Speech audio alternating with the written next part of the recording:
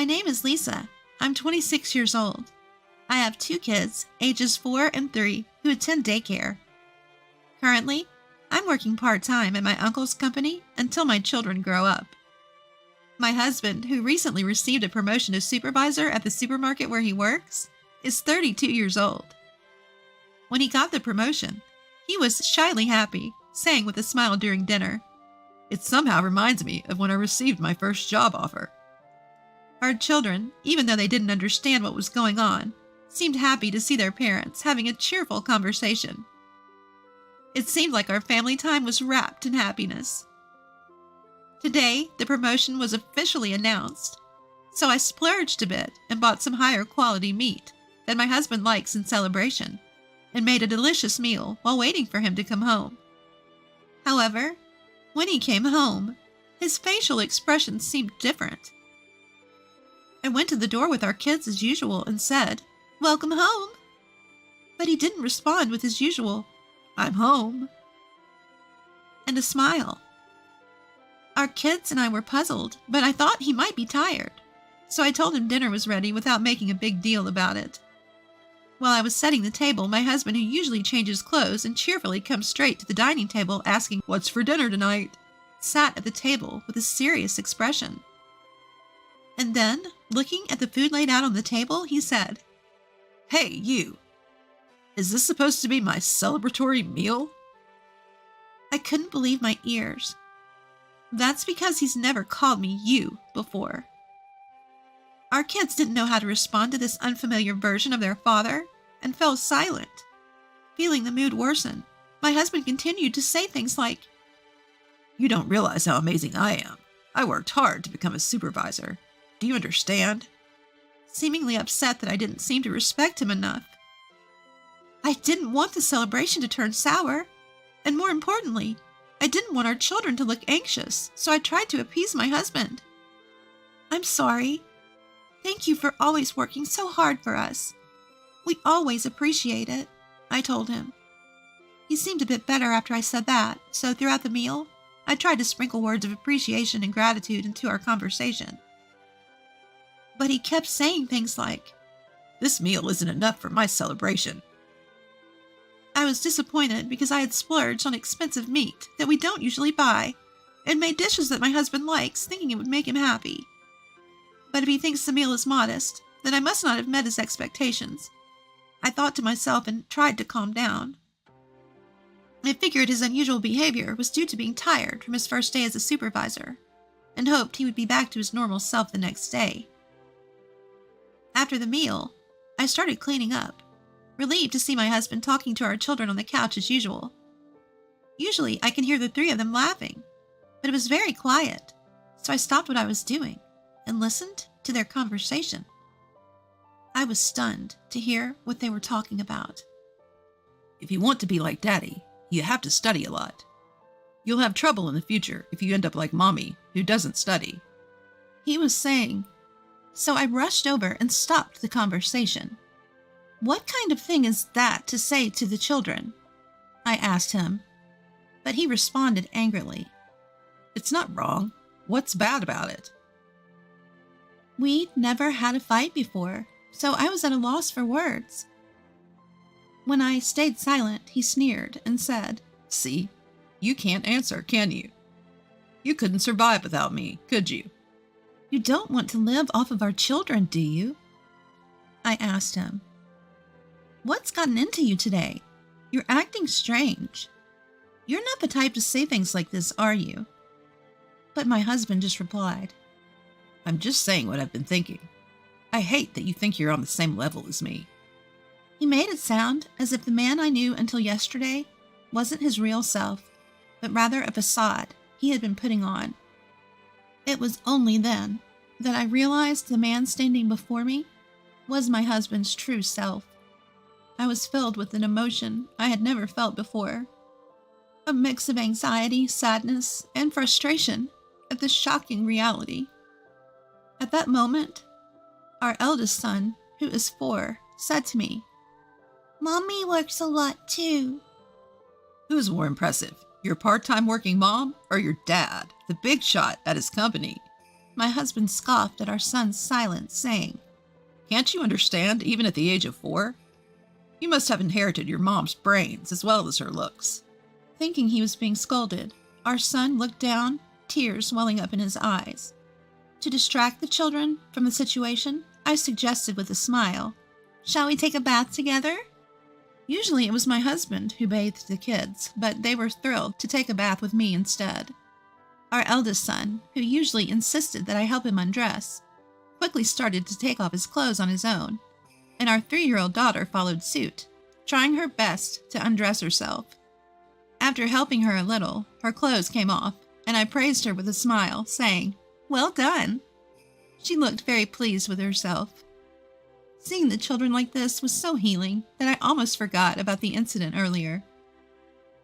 While we were in the tub chatting about what happened at daycare, my husband came into the changing room and shouted through the bathroom door, "You're being too loud. And why are you taking a bath before me?" The children clung to me in fear. As my husband grumbled his way back to the living room, our son said with a worried look, "Daddy is mean today."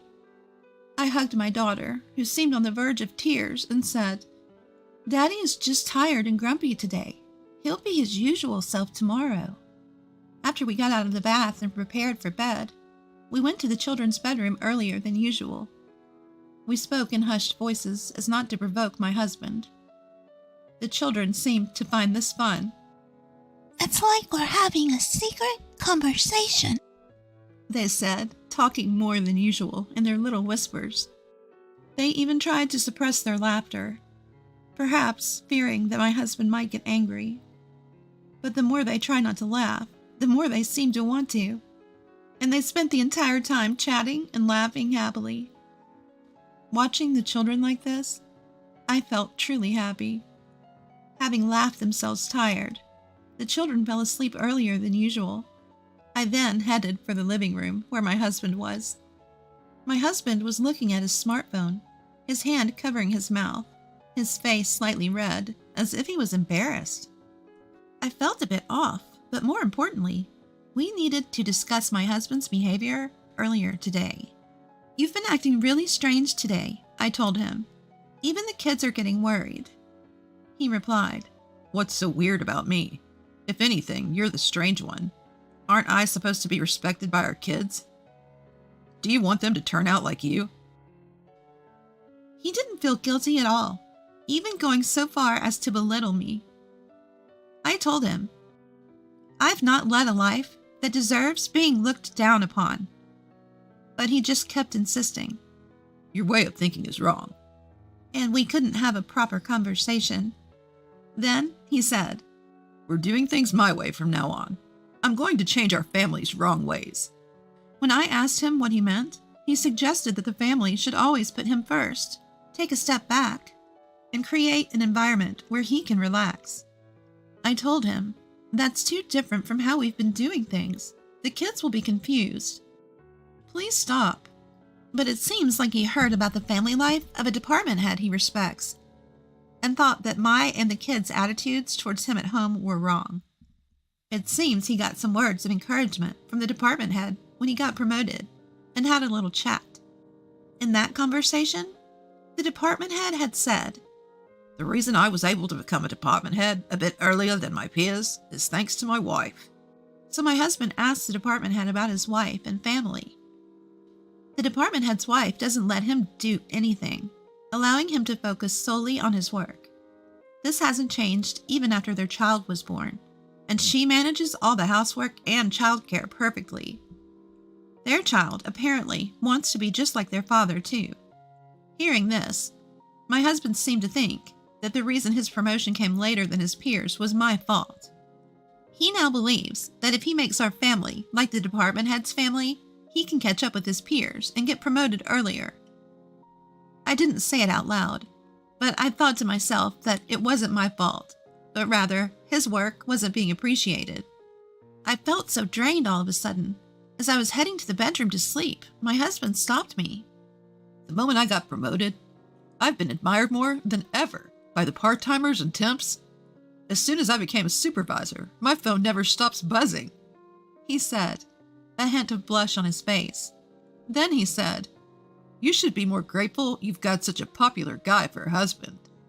Misunderstanding the fact that people relying on him means he's popular. I had my doubts about what he said, but I was too exhausted, so I just said, sure, and went to the kids' room. I got into the kids' bed and decided to sleep there. The next morning, I was disappointed to find that yesterday wasn't a dream.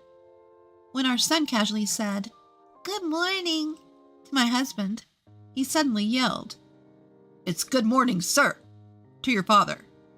Our daughter, startled and scared, burst into tears, and our son, holding back his tears, said, Good morning, sir." Seeing this, I yelled, "Don't shout at them for greeting you as they always have." But my husband yelled back at me, "Didn't you understand what I said yesterday? You should be grateful just to be with someone like me." He continued. In front of the children, our eldest son, who had been holding back his tears as he had never seen such a quarrel before, also started crying. I couldn't help but join them in crying due to a mix of anger and sadness. Seeing this, my husband exclaimed, "What a depressing start to the morning," and left for work without eating his breakfast. As I was comforting the crying children, our eldest son caressed my head and told me, "Don't cry, Mom." Wiping away my tears, I hugged the children tightly and assured them with a smile, "I won't cry anymore." Then I prepared for my work and got the kids ready for daycare before heading out. When I was with the children, I could act cheerfully, but when I was alone, I felt incredibly down. I can't help but think about how to restore our family to its previous state of happiness. The company I work for is a consulting firm run by my uncle. My uncle is my mother's brother. Since he and his wife never had children, they've always doted on me since I was young, like a second set of parents. On his recommendation, I obtained the necessary certification to work as an HR consultant, and now I work at his company. After I gave birth to my children, they have allowed me to work shorter hours. While my uncle runs the consulting firm, my aunt runs a real estate agency. Our apartment is rented from her real estate company. When I arrived at work, my uncle noticed my tear-streaked face and expressed his concern. I brushed it off with a smile, saying, "I just couldn't help but cry when I saw the kids off to daycare." But I think my uncle saw through me. He kindly told me, "Don't hesitate to talk to me if you need anything," while patting my head. Once again, I held back my tears and got on with my work. After finishing work at 3 p.m., I bid farewell to my colleagues who were still working and went to pick up my children from daycare. We then headed to the supermarket for groceries. The supermarket is also where my husband works. I am familiar with the staff, so I greet them as I shop. A part-time worker, who usually chats with me, congratulated me on my husband's promotion to supervisor. I responded, "Thank you. It's all thanks to all of you. Please continue to support my husband." Usually, this part-time worker would engage in some small talk, but today she approached me with a serious expression. Just as she was about to say something, my husband, who happened to be in the store, caught her attention, and she quickly returned to her duties. My husband told me, "Don't interfere with a part-timer's work. Finish your shopping and go home." I thought I might have indeed disturbed her work, so I simply replied, "All right," and started shopping, pulling along our child's hand. After finishing shopping and waiting in line for checkout, I saw my husband talking to a young female part-timer at a distance that seemed too close for just work-related conversation. I brushed it off and continued with the checkout when my daughter went over to my husband and the part-timer. My husband shooed her away with a dismissive hand gesture. She returned to me with a saddened expression. As I looked at my husband, he and the part-timer went into the back of the store through a door. My woman's intuition was at work, and I had a bad feeling. But more than that, my mind was filled with the question of how could I restore my family to its previous happy state. After doing the shopping, I got home, let the kids play, and pondered while preparing dinner. But no good ideas came to mind. I thought about consulting my uncle, but I decided to think more about it because it's about my own family. I told myself that there must be a way out. I had dinner ready by the usual time my husband gets home, but no matter how long I waited, he didn't come back. I thought I would just get scolded if I called him, so I waited for him to come home without calling. I ate dinner with the kids first, took a bath together, and finally, when the kids were asleep in their bedroom, my husband came home. His working hours are from 8 a.m. to 5 p.m., and the store closes at 8 p.m. I wondered if he had to work overtime. So I didn't ask anything and just reheated dinner. However, my husband said, "I don't need dinner today. I've already eaten." So I silently turned off the stove and cleaned up. When I glanced at my husband, he seemed to be exchanging messages with someone on his smartphone. He noticed my gaze and began to make excuses, even though I didn't ask, saying, "Listening to the employees' concerns is also a part of a supervisor's job." At that moment, I felt my woman's intuition was getting closer to the truth. Something's fishy, I thought. I felt like my husband was no longer the man I loved, and I was overcome with sadness. My heart ached sharply. My heart rate quickened, and I felt constricted.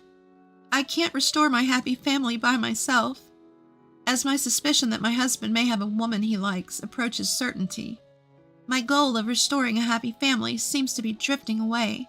My legs started trembling, so I said goodnight to my husband and decided to sleep in the kids' bedroom again, but I couldn't sleep, and morning came.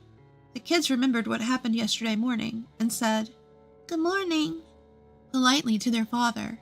I saw my husband off to work after breakfast saying, "Have a good day." During the sleepless night, I was thinking about how to restore my family.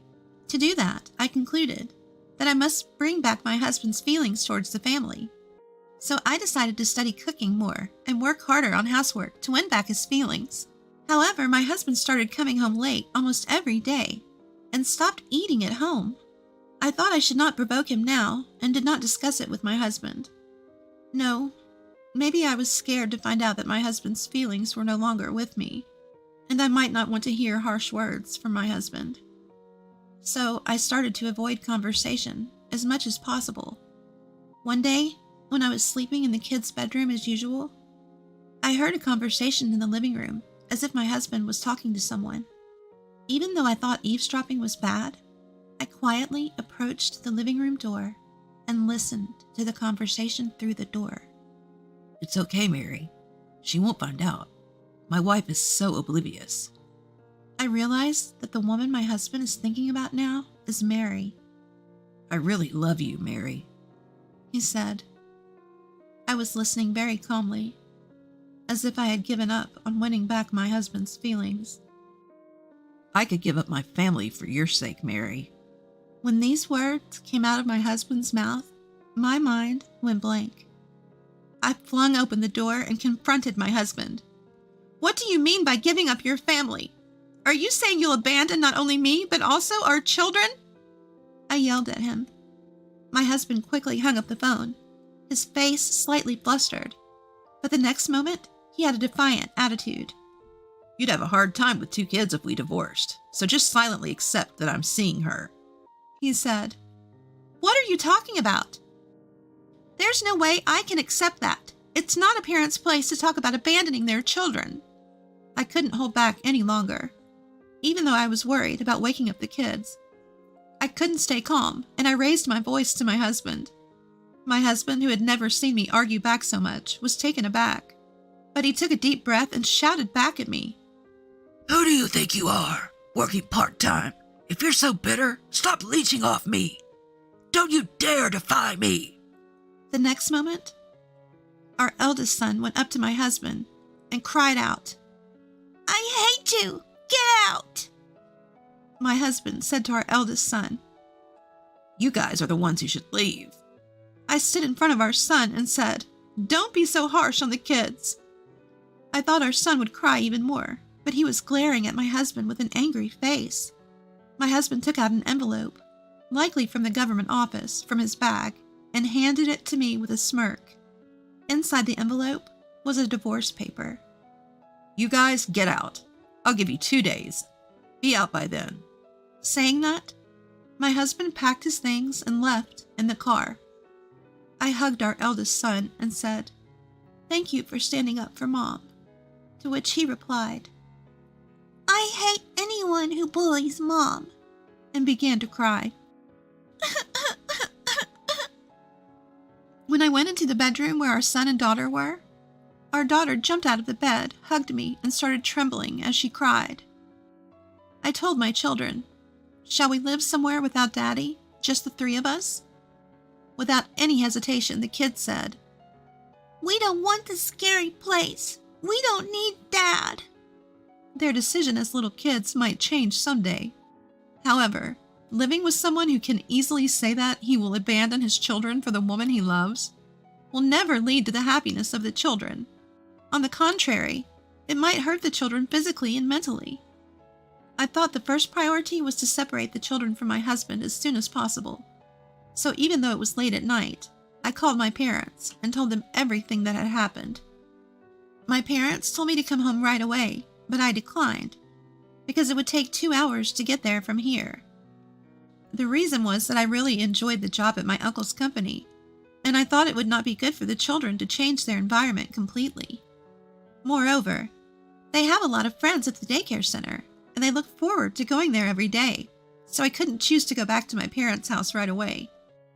I consulted with my uncle and told him that I was planning to rent an apartment for my aunt's real estate company.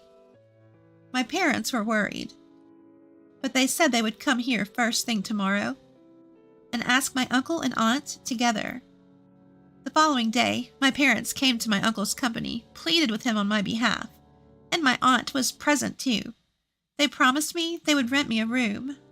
Afterwards, since I was quite busy with work, I asked my parents to handle the moving preparations and picking up the kids from daycare.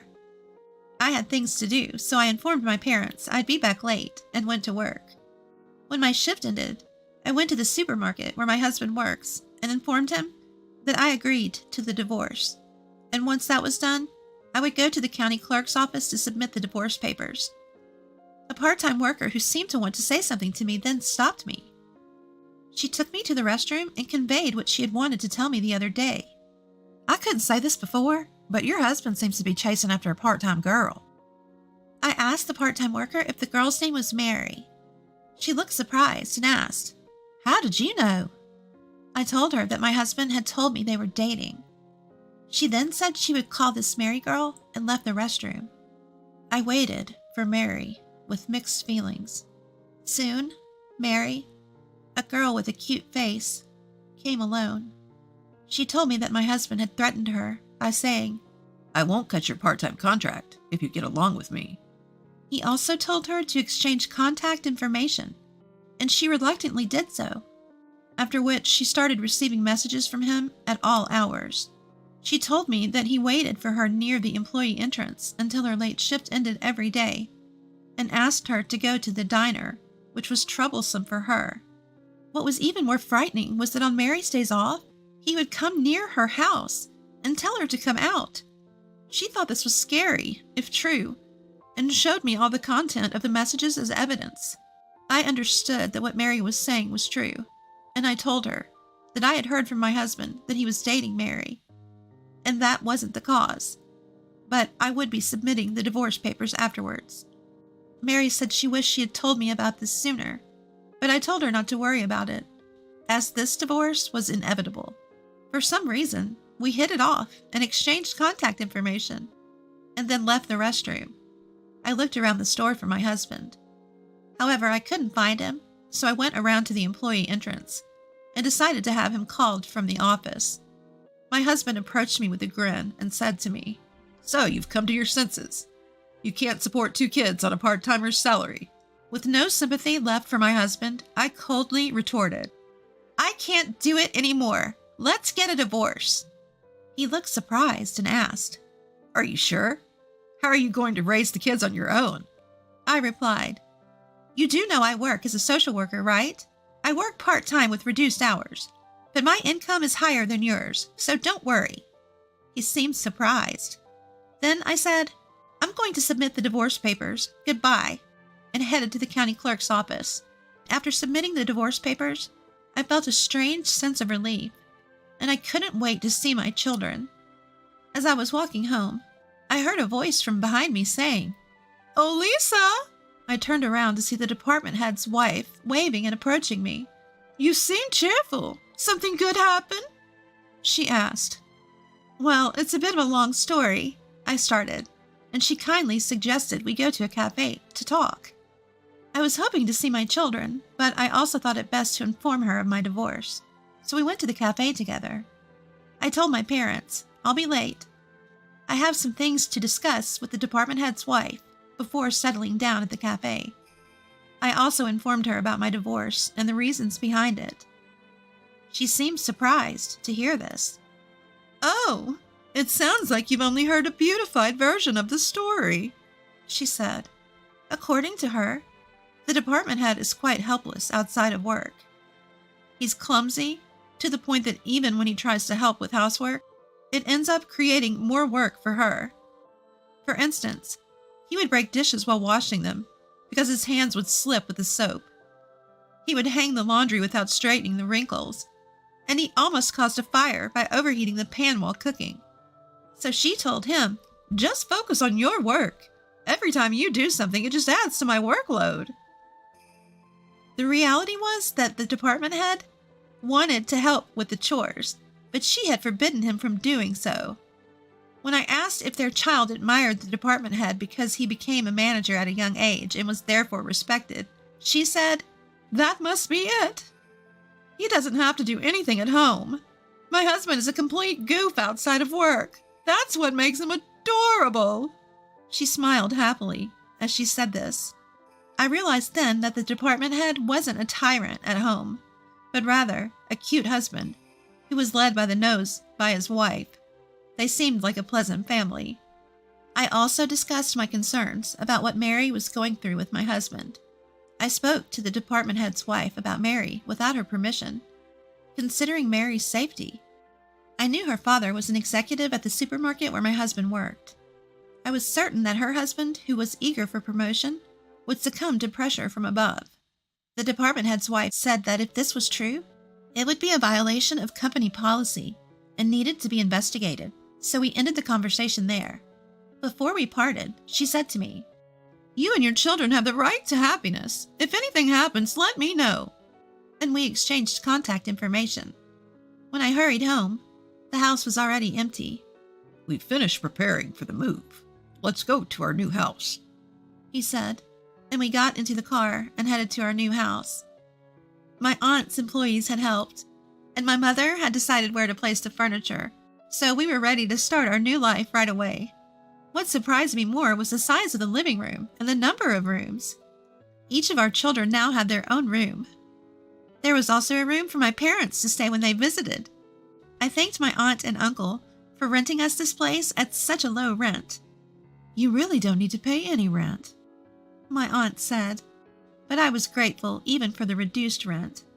That night, we celebrated the divorce and the move with those who had helped us. 3 days later, I got a nasty call from my ex-husband, which I, of course, ignored. I only read the one message he sent on WhatsApp, but I didn't respond. He was surprised to find that all the furniture was gone and only his belongings were left in the room, and demanded the furniture back. Most of the furniture was something I bought when I was single, so I just overlooked it.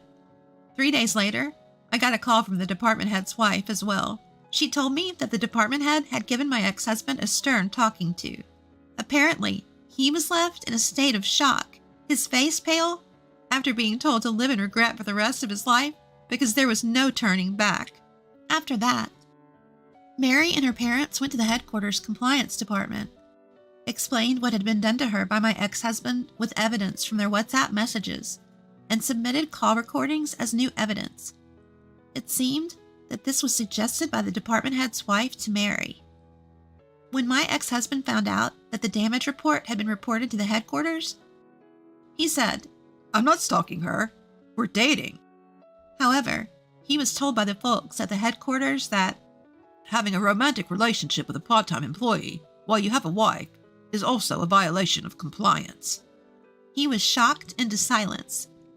Then, the headquarters representative showed the evidence submitted by Mary and upon realizing that he had really been causing trouble, that there had been no relationship, and that it was all a misunderstanding, my ex-husband broke down in tears.